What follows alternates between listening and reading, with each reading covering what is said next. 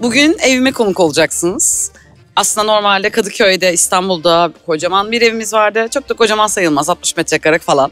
Ve 60 yaşında bir binaydı. Ama burada sadece bir odada yaşıyoruz ama hayatımızda sahip olduğumuz en güzel ev. Bu ev 20. yüzyılın başında yapılmış. Ve bu sokakta koruma altında olan bir sokak. Birebir aynı eskiye göre. Birazdan evin içine gireceğiz ama sokağı da göstermek istiyorum. Şöyle bir döndürebilir miyiz? Bu dünya tatlısı, geniş geniş sokaklar. En sevdiğimiz tarafı hem sokakların geniş olması hem de çok güzel mahalleye sahip olmamız. Şimdi içeri girelim. 2 katlı. Burası ilk kat, üst katta ikinci kat. Biz ilk katta yaşıyoruz. Yine eski ve tatlı bir kapımız var. Üst katta ev arkadaşlarımız yaşıyor. Alt katta biz yaşıyoruz ve ortak alanımız var. Ve aynı zamanda bahçemiz var. Kapat kapıyı sen Cenk. Tamam. Üst kata hiç çıkmayacağım çünkü üst kat zaten normal odaların olduğu, arkadaşlarımız odalarının olduğu yer ve bir tane de tuvalet var yukarıda. Şimdi buradan başlıyoruz. İçeri girdiğimizde ilk oda bizim salonumuz. Hatta ben videolarımda tam olarak bu koltukta yapıyorum. Ve şöyle göstermek istiyorum. Aslında burada alım gücü çok yüksek olduğu için bir sürü şeyi rahatlıkla alabiliyoruz. Mesela şu gördüğünüz abajur. Biz abajur almak istiyorduk. Tepeden ışık sevmiyoruz. Ve biz buna karar verdikten 2 gün sonra çöpten bulduk. Sürekli çöpe bir şey atıyorlar. Aslında eskimese bile atıyorlar. Ve sürekli yeni bir şeyler almanıza gerek olmadan dönüştürülmüş şeyleri kullanabiliyorsunuz. Ve bir de şöyle bir problem var. Şurayı da göstermek istiyorum. Şu gördüğünüz IKEA'dan bir yatak. Ve biz bunu satamıyoruz çünkü kimse almıyor. Sokağa da atamıyoruz çünkü yasak. Büyük parça şeyler yasak. Bunu bir şekilde bir yere bağışlamamız gerekiyor. Umuyorum yapacağız. Bu minik salon evin en küçük odası. Özellikle burayı seçtik çünkü herkesin geniş geniş odaları olsun. Evde bir tane arkadaşımızın odası biraz daha küçük, geri kalan bütün odalar kocaman kocaman. Şimdi devam edelim. Burası mutfağımız.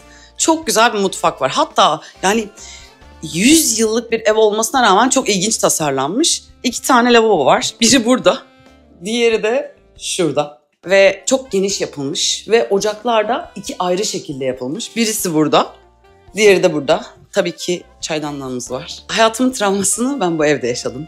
Tam olarak şurada. Bir fare gördüm. Ardından ikinci fareyi de şurada gördüm, şu köşede.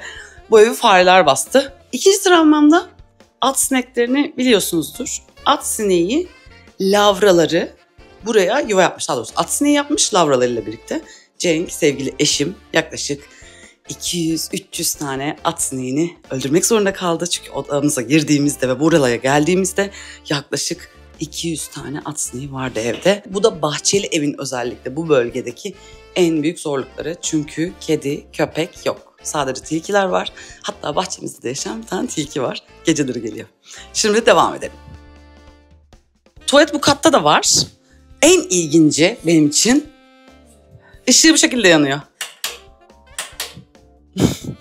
Yani niye lamba değil bilmiyorum. Bu kattaki bu tuvaleti genellikle biz kullanıyoruz.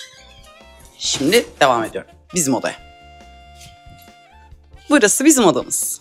İkimiz de Cenk'le evden çalıştığımız için Cenk'in ve benim çalışma alanlarımızı ayrı ayrı yaptık. Araya da yatak koyduk. Şu tarafta benim çalışma alanım. Ve ortada da bir yatak var. Şimdi burada anlatmak istediğim bir şey var. Normal şartlarda ben zaten tüketime karşı bir insanım. Yaklaşık 10 yıldır minimum düzeyde alışveriş yapıyorum. Böyle yaşıyor olmama rağmen buraya geldiğimde bir sürü kıyafet biriktirmişim. Örneğin delik bir çorabım var. Aman bunu evde giyerim. İşte yırtık bir kazağım var. Ya yatarken giyerim diye büyümüş. Ve şu anki hayatımızı göstermek istiyorum. Çok da mutluyum. Şu Cenk'in kıyafetleri. Zaten Cenk bu kadar giyiyordu bu arada. Büyük olmasına rağmen bütün hepsi bu. Benim de sadece kıyafetlerim burada. Şu dolap. Yani 4 tane çekmeceye bütün kıyafetlerim sığıyor. Zaten normalde de aynı kıyafetleri giyiyordum. Ama şu an artık mesela çorabım yırtıldıysa, kazağım yırtıldıysa, dikemeyeceğim bir şeyse o zaman direkt atıyorum. Hiç biriktirmiyorum ve bu şekilde çok mutluyum. Az kıyafetle. Zaten belimde de problem var. Bu şekilde minimum hayatımıza devam ediyoruz. Şimdi bahçeyi göstermek istiyorum. Larvalardan korunduğumuz sinekliğimiz. Evde en sevdiğim yer burası. Hepimiz burada bazen akşamları film izliyoruz hep beraber. Bazen hep beraber sohbet ediyoruz. Barbekü partisi yapıyoruz. Parti yapıyoruz. İnanılmaz mutluyuz. Bahçeyi böyle yukarıdan çekelim istedik. Şimdi bu evlerin hepsine Victoria ev deniliyor. Böyle ülkede evlere isim vermişler. Bizimki Victoria ev. Ve Victoria evlerin çoğunluğunda böyle bir bahçesi var. Bu direkt böyle işte elma ağacımızın olduğu, hatta şurada ısırgan otlarımızın olduğu böyle bir bahçe. Bütün sosyal hayatımızı aslında burada geçiriyoruz.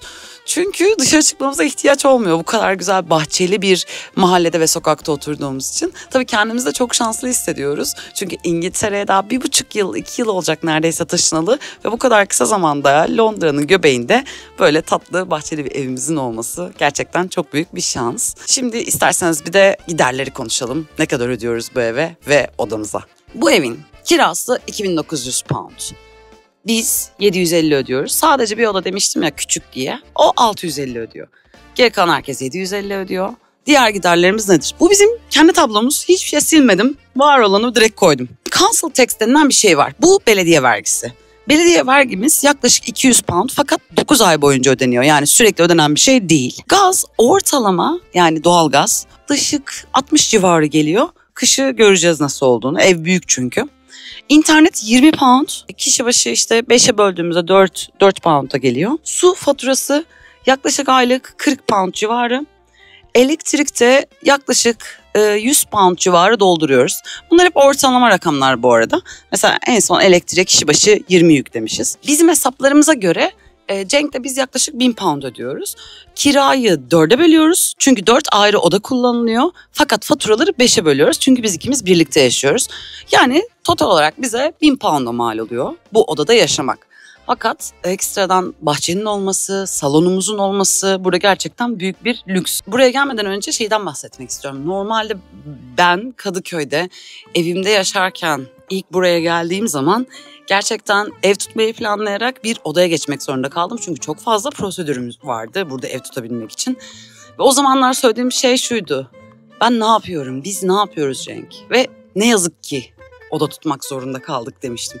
Şimdi ise İyi ki oda tuttuk. Çünkü çok güzel ev arkadaşlarımız var. Çok şanslıyız. Aile gibi olduk. Hatta şu an bana sorsanız eşinle birlikte 2 kişilik bir evde mi yaşamak istersin diye ben yine onlarla birlikte yaşamak isterim.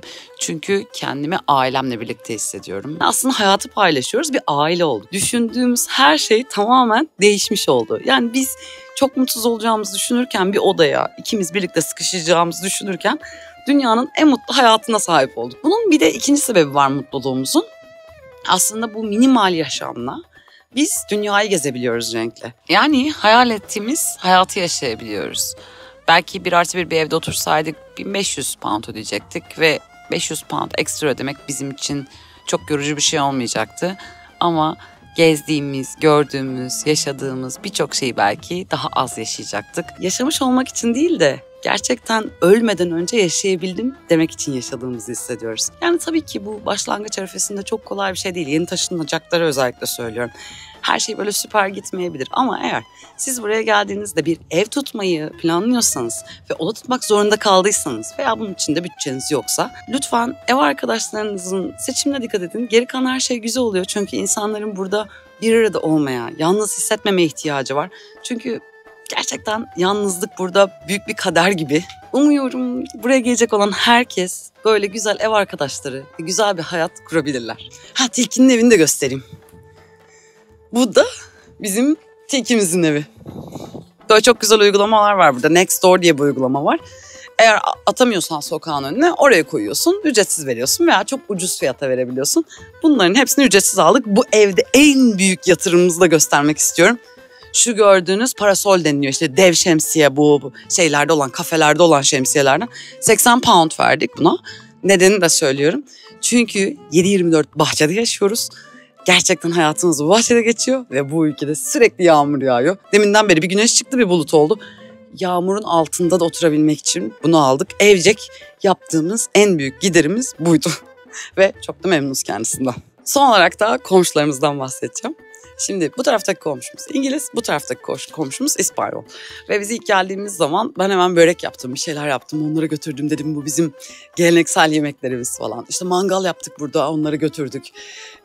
Tabağa bu arada boş veriyorlar. Yani aslında hiç bildikleri bir şey değil yani. Ben onlara o tabağı verdiğim zaman bizde normalde dolu gelir ya.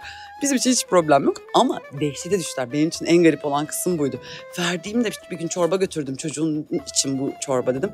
Kadın böyle gerçekten inanamıyorum, nasıl yani falan dedi yani. Aslında paylaşmak onlar için bizimkinden çok daha farklı bir bakış açısına sahip.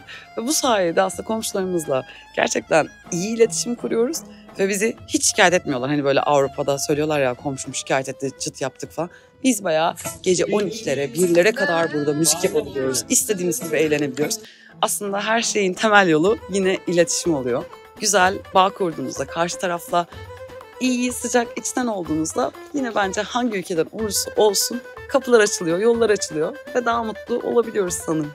Neyse, bitirdim artık. Hadi hoşça kalın.